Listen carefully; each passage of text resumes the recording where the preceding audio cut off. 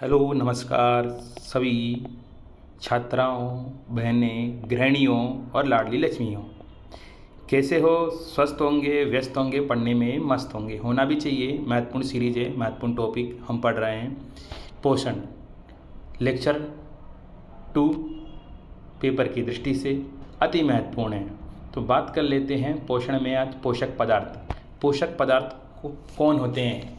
पोषक पदार्थ, तो पोषक पदार्थ में हम आज पढ़ रहे हैं पहले कार्बोहाइड्रेट। पोषक पदार्थ जो शरीर को क्या देते हैं? पोषण देते हैं।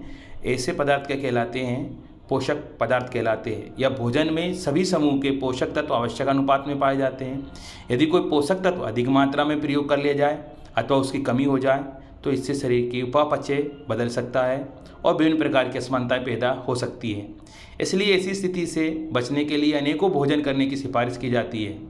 खुराक संबंधी उचित नियोजन से पोषक की कमी से होने वाले रोगों से बचा जा सकता है। तो मूल स्रोत के आधार पर भोजन का वर्गीकरण दो प्रकार से कर सकते हैं: वनस्पति से प्राप्त भोजन और पशु से प्राप्त भोजन। रासायनिक रचना एवं स्रोतों के आधार पर भोजन का वर्गीकरण। तो आज हम पढ़ रहे हैं रासायनिक रचना एवं स्रोतों के आधार पर भोजन का वर्गीकरण। तो पोषक पदार्थ, किसी भी संतुलित खुराक में सभी पोषक तत्वों का उचित मात्रा में होना जरूरी है। इनकी शरीर की जरूरत से कम अथवा अधिक मात्रा में विकार पैदा कर सकती है। इसके बचाव हेतु भोजन को रासायनिक संगठन की जानकारी आवश्यक है, जिसका वर्णन हम आज कर रहे हैं। तो बात कर लेते हैं पहले कार्बोहाइड्रेट। किसे कहते हैं कार्बोहाइड्रेट? कार्बोहाइड्रेट जो कार्बन, हाइड्रोजन और ऑक्सीजन की 1:2:1 के अनुपात से मिलकर बनने वाले यौगिकों को कार्बोहाइड्रेट कहा जाता है। कार्बन, हाइड्रोजन और ऑक्सीजन की 1:2:1 के अनुपात से मिलकर बनने वाले यौगिकों को कार्बोहाइड्रेट कहा जाता है, जिनमें कार्बन का प्रतिशत कितना? 1 और हाइड्रोजन का 2 और ऑक्सीजन का 1 अनुपात। तो ऐसे यौगिकों को कार्बोहाइड्रेट कहा जाता है। इनका कार्य, कार्बोहाइड्रेट का कार्य, मुख्य कार्य प्रतिदिन शरीर को ऊर्जा प्रदान करना है। इनका मुख्य कार्य प्रतिदिन शरीर को ऊर्जा प्रदान करना है। ऊर्जा की आपूर्ति यानी ऊतक ऊर्जा की ज़रूरतों को पूरा करने के लिए कार्बोहाइड्रेट का प्रयोग ग्लूकोज के रूप में करते हैं। ये दिमाग और नाड़ी ऊतकों के लिए भी एकमात्र ऊर्जा स्रोत है। तो कार्बोहाइड्रेट, इनकी मात्रा आहार में सर्वाधिक होती है। इनकी मात्रा आहार में सर्वाधिक होती है। हमारे शरीर की लगभग 55 से 65% ऊर्जा की पूर्ति कार्बोहाइड्रेट से ही होती है।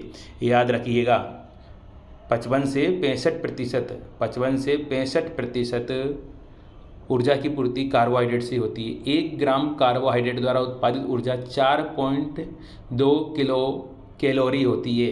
यह आपका क्वेश्चन 4.2 के सेल होती है, ऐसे भी आपका आ जाएगा। सेल का मतलब कैलोरी होती है। तो 1 ग्राम कार्बोहाइड्रेट के द्वारा, कई बार क्वेश्चन आ जाता है आपका, 1 ग्राम कार्बोहाइड्रेट के द्वारा ऊर्जा जो प्राप्त उत्पादित होती है वो कितनी होती है? 4.2 किलो कैलोरी ऊर्जा। याद रखिएगा। नेक्स्ट आगे बढ़ते हैं। पोषक पदार्थ में कार्बोहाइड्रेट के बारे में बात कर रहे हैं। कार्बोहाइड्रेट कहाँ से प्राप्त किए जा सकते हैं? तो कार्बोहाइड्रेट कहाँ से प्राप्त किए जा सकते हैं, यानी कार्बोहाइड्रेट के स्रोत क्या है? तो सभी प्रकार की अनाज जैसे गेहूँ, जौ, मक्का, चावल, शहद, आलू, केला, अमरूद, गुड़, गन्ना, शकरकंद, आलू, अरबी, इन सभी में क्या पाया जाता है? ये कार्बोहाइड्रेट के महत्वपूर्ण स्रोत है। कार्बोहाइड्रेट की मात्रा बढ़ने पर कब्ज, भूख में विकार अथवा मोटापा हो जाता है, जबकि इसकी कमी से प्रोटीन का ग्लूकोनियोजेनेसिस में विघटन, ऊर्जा का कम होना, पाचन प्रणाली पर अतिरिक्त भार तथा कीटोसिस आदि हो सकता है। इसे शर्करा भी कहते हैं। कार्बोहाइड्रेट को शर्करा भी कहते हैं। कार्बोहाइड्रेट को शर्करा भी कहते हैं, शुगर भी कहते हैं, क्योंकि ये स्वाद में मीठे होते हैं। क्योंकि कार्बोहाइड्रेट स्वाद में क्या होते हैं? मीठे होते हैं। आपने देखा होगा कि जब हम अनाजों को चबाते हैं तो अनाज को जब ज़्यादा चबाते हैं तो अंत में मीठा लगने लग जाता है। तो कार्बोहाइड्रेट, इसे शर्करा भी कहते हैं क्योंकि स्वाद में क्या होते हैं? मीठे होते हैं। नेक्स्ट आगे बढ़ते हैं। कार्बोहाइड्रेट 3 प्रकार के होते हैं। Monosaccharide, disaccharide, polysaccharide. कार्बोहाइड्रेट्स 3 प्रकार के होते हैं: मोनोसेकेराइड, डाइसेकेराइड, पॉलीसेकेराइड। नेक्स्ट आगे बढ़ते हैं। मोनोसेकेराइड ऐसे कार्बोहाइड्रेट होते हैं मोनोसेकेराइड ऐसे कार्बोहाइड्रेट जो एक ही प्रकार के कार्बन अणुओं का बना होता है, ये सबसे सरल कार्बोहाइड्रेट होता है। पाचन की क्रिया में इन्हें अंतिम रूप से प्राप्त किया जाता है, जैसे ग्लूकोज, फ्रक्टोज, गैलेक्टोज आदि, ये मोनोसेकेराइड कहलाते हैं। मोनोसेकेराइड जो एक ही प्रकार के कार्बन के अणु से बना होता है, सबसे सरल कार्बोहाइड्रेट होता है। पाचन की क्रिया में इन्हें अंतिम रूप से प्राप्त किया जाता है, जैसे ग्लूकोज, फ्रक्टोज, गैलेक्टोज आदि। तो बात कर लेते हैं ग्लूकोज के बारे में। ग्लूकोज के बारे में, ग्लूकोज एक प्रकार का कार्बोहाइड्रेट है जो शरीर को तुरंत ऊर्जा, इंस्टेंट एनर्जी प्रदान करता है। ग्लूकोज का रासायनिक सूत्र C6H12O6 होता है। शरीर का ईंधन कहा जाता है। शरीर का इसको क्या कहा जाता है? ईंधन कहा जाता है। नेक्स्ट आगे बढ़ते हैं। मोनोसेकेराइड में आपका सेकंड नंबर का जाता है फ्रक्टोज। मोनोसेकेराइड में ही पढ़ रहे हैं, इसमें आपके फ्रक्टोज जो है दुनिया की सबसे मीठी प्राकृतिक शर्करा होती है। फलों के मीठेपन का कारण होती है फ्रक्टोज। फलों के मीठेपन, फलों में जो मीठापन होता है वो फ्रक्टोज के कारण होता है। कई बार क्वेश्चन बना है आपका। शहद की शर्करा भी कहा जाता है, तो फ्रक्टोज यानी शहद में कौन सी शर्करा होती है? फ्रक्टोज। बात कर लेते हैं गैलेक्टोज। गैलेक्टोज ये आमतौर पर प्रकृति में अन्य शर्कराओं के साथ मिलकर पाया जाता है, जैसे डेयरी उत्पाद, जैसे दूध, मक्खन, खट्टी क्रीम, आइसक्रीम और दही। लैक्टोज के रूप में गैलेक्टोज के सबसे अच्छे खाद्य स्रोत होते हैं गैलेक्टोज, तो याद रखिएगा। नेक्स्ट आगे बढ़ते हैं डाइसेकेराइड। जैसे नाम से ही जाहिर हो रहा है, डाई का मतलब जो दो प्रकार के मोनोसेकेराइड से जुड़ते हैं उन्हें डाइसेकेराइड कहते हैं। जब दो मोनोसेकेराइड जुड़ते हैं तब ये एक अणु बनता है जिसे डाइसेकेराइड कहा जाता है। Glucose plus fructose, glucose plus fructose बराबर क्या बना है आपका? सुक्रोज बनता है। ग्लूकोज माल्टोज बनता है, और ग्लूकोज और गैलेक्टोज मिलकर क्या बनता है? लैक्टोज बनता है। याद रखिएगा, जब दो मोनोसेकेराइड जुड़ते हैं तब ये अणु बनता है जिसे डाइसेकेराइड कहा जाता है। इसे ग्लूकोज प्लस फ्रक्टोज, ठीक है ना, बराबर सुक्रोज। ग्लूकोज प्लस ग्लूकोज तो माल्टोज, और ग्लूकोज प्लस गैलेक्टोज लैक्टोज बनता है। याद रखिएगा। सुक्रोज गन्ने एवं गुड़ की शर्करा कहा जाता है। सुक्रोज को गन्ने एवं गुड़ की शर्करा कहा जाता है। टेबल शुगर यानी चीनी भी सुक्रोज की बनी होती है। टेबल शुगर यानी चीनी भी सुक्रोज का बना होता है, ये भी याद रखिएगा। डाइसेकेराइड में माल्टोज जौ ज्वार मक्का गेहूँ एवं अंकुरित अनाज की शर्करा कहते हैं माल्टोज को। ये शराब में पाई जाती है। जौ ज्वार मक्का गेहूँ अंकुरित अनाज की शर्करा कहते हैं, शराब में पाई जाती है। लैक्टोज दूध में पाया जाता है। दूध में पाई जाने वाली शर्करा का नाम क्या है? लैक्टोज शर्करा पाई जाती है, लैक्टोज शर्करा, याद रखिएगा। नेक्स्ट आगे बढ़ते हैं। पॉलीसेकेराइड ये सबसे जटिल शर्करा है। इसके निर्माण में दो या दो से अधिक मोनोसेकेराइड भाग लेते हैं। ये भोजन को संचित स्टोर करने का कार्य करता है। स्टार्च पौधों में पाए जाने वाला सबसे आम खाद्य भंडारण पॉलीसेकेराइड है। स्टार्च, ठीक है ना। इसे कैप्सूल भी स्टार्च का बना होता है। स्टार्च का बना होता है। सेल्यूलोज पौधों में पाए जाने वाला एक अन्य महत्वपूर्ण पॉलीसेकेराइड है। ग्लाइकोजन याद रखिएगा। ग्लाइकोजन जानवरों में प्रमुख भंडारण पॉलीसेकेराइड है। ग्लाइकोजन यकृत यानी लीवर और मांसपेशियों में संग्रहित होता है और जानवरों में ऊर्जा आरक्षक के रूप में कार्य करता है। काइटिन एक नाइट्रोजन युक्त कार्बोहाइड्रेट है जो मुख्य रूप से कवक में पाया जाता है। कवक की कोशिका भित्ति काइटिन नामक यौगिक से बनी होती है। कवक की कोशिका भित्ति। तो ये कार्बोहाइड्रेट के बारे में बात हुई। अब बात करते हैं साथियों वसा के बारे में। वसा के स्रोत: मक्खन, घी, दूध, पनीर, अंडे की जर्दी, मांस, तेल आदि। वसा के स्रोत।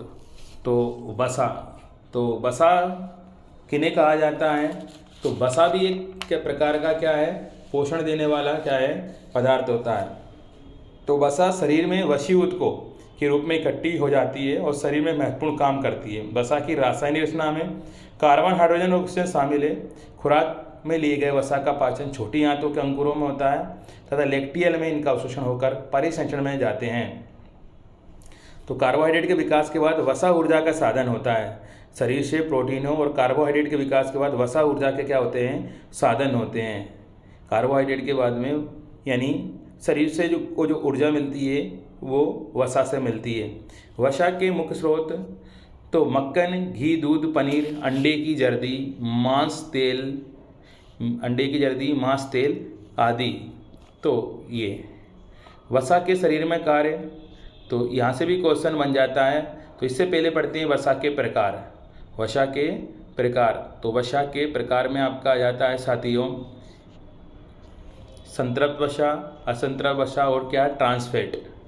संतृप्त वसा रक्त में कोलेस्ट्रॉल के स्तर को बढ़ाती है।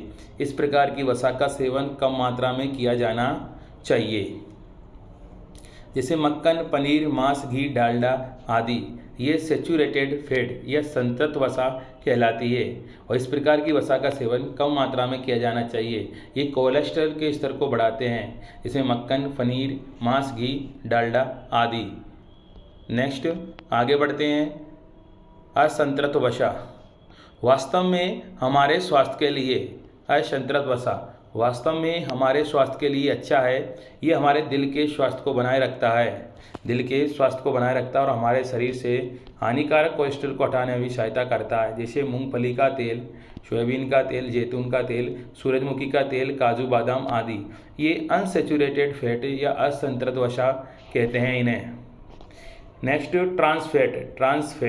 ट्रांस वसा, इन्हें खाने से हमारे शरीर में बुरे कोलेस्ट्रॉल की मात्रा बढ़ जाती है तथा अच्छे कोलेस्ट्रॉल की मात्रा कम हो जाती है, जिसके कारण हार्ट या दिल की बीमारी हो सकती है। जैसे फास्ट फूड, पिज्ज़ा, कुरकुरे आदि, ये ट्रांस फैट कहलाते हैं और ये शरीर के लिए सबसे ज़्यादा हानिकारक होते हैं। बात कर लेते हैं वसा के कार्य के बारे में। वसा आमतौर पर शरीर में ऊर्जा का संग्रहित स्रोत होता है जो त्वचा के नीचे जमा रहता है। वसा विशेष रूप से मानव शरीर में एक सुरक्षात्मक परत का कार्य करता है और सुरक्षा प्रदान करता है। वसा शरीर के अंगों को भारी आघात से बचाते हैं। वसा शरीर के तापमान को भी बनाए रखता है। वसा स्वस्थ कोशिकाओं का कार्य को बढ़ावा देते हैं और ऊँट के कुबड़ में वसा पाया जाता है। कई बार क्वेश्चन आता है कि ऊँट अधिक दिनों तक बिना पानी के रह सकता, उसका कारण क्या है? तो ऊँट के कुबड़ में वसा पाया जाता है। वसा शरीर के अंगों को भारी आघातों से बचाते हैं। ये सुरक्षात्मक परत का कार्य करते हैं, याद रखना है वसा। तो वसा से क्वेश्चन आपका आता है। वसा शरीर में लगभग 9 किलो कैलोरी ऊर्जा प्रदान करती है, ये भी याद रखिएगा। प्रोटीन, अब बात कर लेते हैं पोषण में प्रोटीन की बात। प्रोटीन क्या होते हैं? तो प्रोटीन एक जटिल कार्बनिक पदार्थ है जिसका गठन कार्बन, हाइड्रोजन, ऑक्सीजन एवं नाइट्रोजन तत्वों के अणुओं से मिलकर बना होता है। तो यहाँ पर नाइट्रोजन याद रखिएगा। मुख्यतः पशुओं से प्राप्त जैसे अंडे, दूध और दूध उत्पाद, मछली, सोयाबीन और फलीदार दालें प्रोटीन के अच्छे स्रोत हैं। प्रोटीन शरीर को मजबूत बनाने वाला तत्व है और इसके अभाव में सूखा रोग हो जाता है। शरीर को आवश्यक सभी प्रोटीन का निर्माण 20 प्रकार की अमीनो अम्ल से होता है। शारीरिक वृद्धि और अंगों की मरम्मत दोनों कार्यों के लिए प्रोटीन उत्तरदायी होता है। मनुष्य के शरीर में 20 प्रकार के प्रोटीनों की आवश्यकता होती है। मनुष्य के शरीर में 20 प्रकार के प्रोटीनों की आवश्यकता होती है। 20 प्रकार के प्रोटीन की आवश्यकता होती है। आवश्यक अमीनो अम्ल 10 और अनावश्यक अमीनो अम्ल 10। आवश्यक अमीनो अम्ल जो भोजन के द्वारा हम प्राप्त कर सकते हैं और अनावश्यक अमीनो अम्ल जो शरीर में स्वयं ही क्या होते हैं, निर्मित होते हैं। तो मनुष्य के शरीर में 20 प्रकार के प्रोटीन की आवश्यकता होती है, ये भी याद रखिएगा आप। प्रोटीन अमीनो अम्ल जिस बंध के द्वारा जुड़कर प्रोटीन का निर्माण करते हैं उसे पेप्टाइड बंध कहते हैं। मानव शरीर का लगभग 15 से 17% भाग प्रोटीन का बना होता है। प्रोटीन प्रति ग्राम 4.2 किलो कैलोरी ऊर्जा प्रदान करता है। प्रोटीन के स्रोत तो वही दूध, पनीर, दाल, मांस, मछली, अंडा आदि ये प्रोटीन के स्रोत है। प्रोटीन के कार्य, तो प्रोटीन इम्पोर्टेंट है, यहाँ से क्वेश्चन कई बार बना है। प्रोटीन शरीर के निर्माणकारी पदार्थ होते हैं, ये शरीर का निर्माण करते हैं। ये कोशिकाओं तथा ऊतकों का निर्माण, मरम्मत, विकास करते हैं। ये शारीरिक वृद्धि के लिए उत्तरदायी होते हैं। ये टूटे फूटे अंगों की मरम्मत करता है प्रोटीन। प्राकृतिक रूप से सोयाबीन में सबसे प्रचुर मात्रा में प्रोटीन पाया जाता है, 40% के समथिंग, यानी 40% प्रोटीन पाया जाता है। ये भी याद रखिएगा। सबसे अधिक प्रोटीन किस में पाया जाता है, तो सोयाबीन में पाया जाता है प्रोटीन। तो ये हम पढ़ चुके हैं प्रोटीन के कार्य। तो सबसे ज़्यादा प्रोटीन पाया जाता है सोयाबीन में, तो ये भी याद रखिएगा। प्रोटीन कहाँ से प्राप्त किए, दूध, पनीर, दाल, मांस, मछली, अंडे आदि। अब प्रोटीन प्राप्ति, तो यहाँ से क्वेश्चन आपका कई बार आ चुका है। प्रोटीन प्राप्ति शरीर में और भोजन से। शरीर में रक्त में हीमोग्लोबिन, फाइब्रिनोजन और प्रोथ्राम्बिन, ये प्रोटीन के प्रकार है। रक्त में हीमोग्लोबिन, फाइब्रिनोजन और प्रोथ्राम्बिन। हड्डी जो बनी होती है वो कोलेजन प्रोटीन की बनी होती है। और हमारी जो मांसपेशियाँ 639 मांसपेशियाँ हैं, एक्टिन और मायोसिन प्रोटीन की बनी होती है। ये भी याद रखना आप। क्वेश्चन यहाँ से बिल्कुल बनता है आपका। गेहूँ ग्लूटेन प्रोटीन से बने, अब भोजन से। और गाजर केरोटीन प्रोटीन। अंडा का जो सफ़ेद भाग है एल्बुमिन प्रोटीन है, और पीले भाग में विटेलिन प्रोटीन है।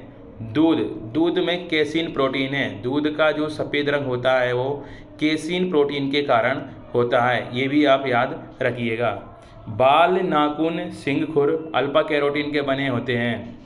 कोलेजन मानव शरीर में सबसे प्रचुर मात्रा में पाए जाने वाला प्रोटीन है। ये भी याद रखिएगा। यानी क्वेश्चन आता है प्रोटीन की कमी से होने वाले रोग। प्रोटीन की कमी से होने क्वाशियोरकर और मेरास्मस। क्वाशियोरकर ये मुख्यतः बच्चों में होती है क्वाशियोरकर बीमारी। इसके कारण शरीर में मानसिक वृद्धि रुक जाती है, हाथ पैर सूख जाते हैं और पेट फूल जाता है। मेरास्मस ये भी प्रोटीन की कमी के कारण होता है। इसे सूखा रोग भी कहते हैं, जिसमें शरीर सूख जाता है और वजन कम हो जाता है। ये प्रोटीन की कमी से होने वाले रोग है, ये भी याद रखिएगा। बात कर लेते हैं अब खनिज लवण। खनिज लवण किन्हें कहते हैं? खनिज लवण अकार्बनिक पदार्थ होते हैं। मानव शरीर में लगभग 29 खनिज तत्वों की आवश्यकता होती है।